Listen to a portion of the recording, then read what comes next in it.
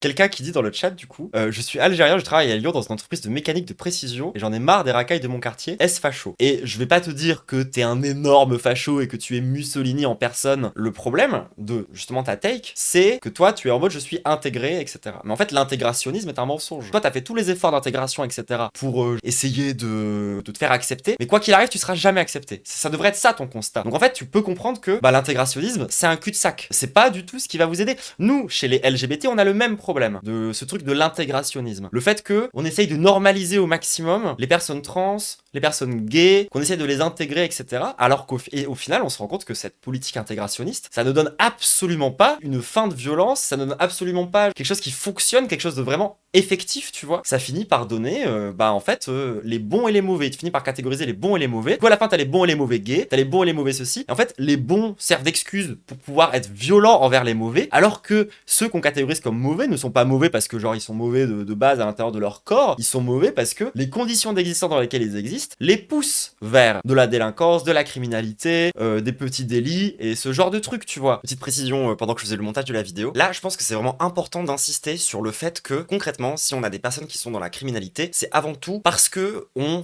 leur fait subir de la violence, une violence qui est systémique. Et ensuite, on va se servir de ces mauvais comportements qui sont provoqués par des violences systémiques pour justifier la violence systémique. Et donc en fait, on va rentrer dans une espèce de cercle vicieux dans lequel concrètement la criminalité va venir nourrir le système qui produit la criminalité en fait. Et c'est ça le cœur de ce que j'essaie de raconter à ce moment-là. Il faut comprendre que c'est des trucs qui font système et qu'il faut arrêter d'essayer de chercher la responsabilité individuelle des personnes ou la responsabilité de tel groupe, de je sais pas quoi. Il faut voir l'ensemble du truc. Il faut comprendre d'où viennent ces violences et ces violences, elles viennent d'une autre violence et donc on va se servir de la première violence pour justifier la seconde violence qui provoque la première violence, etc. Enfin, ça marche pas en fait. On va pas s'en sortir. Si tu veux vraiment comprendre le problème, si tu veux comprendre pourquoi est-ce que les gens continuent d'être racistes avec toi, même si genre tu fais des efforts d'intégration, tout ce que tu veux, t'es obligé d'essayer de comprendre c'est quoi les causes profondes. Et les causes profondes, c'est jamais la culture ou je sais pas quoi. Et la preuve de ça, c'est que peu importe le pays du monde, si tu mets les gens dans les mêmes conditions d'existence que les Arabes, les Algériens, Maghrébins, tout ce que tu veux en France, ça donne de la délinquance, ça donne de la criminalité. Par contre, c'est une pente glissante. C'est une vraie pente glissante. Parce que tu vois, pour le coup, l'intégrationnisme, le fait de chercher absolument à s'intégrer à la société française, un très bon exemple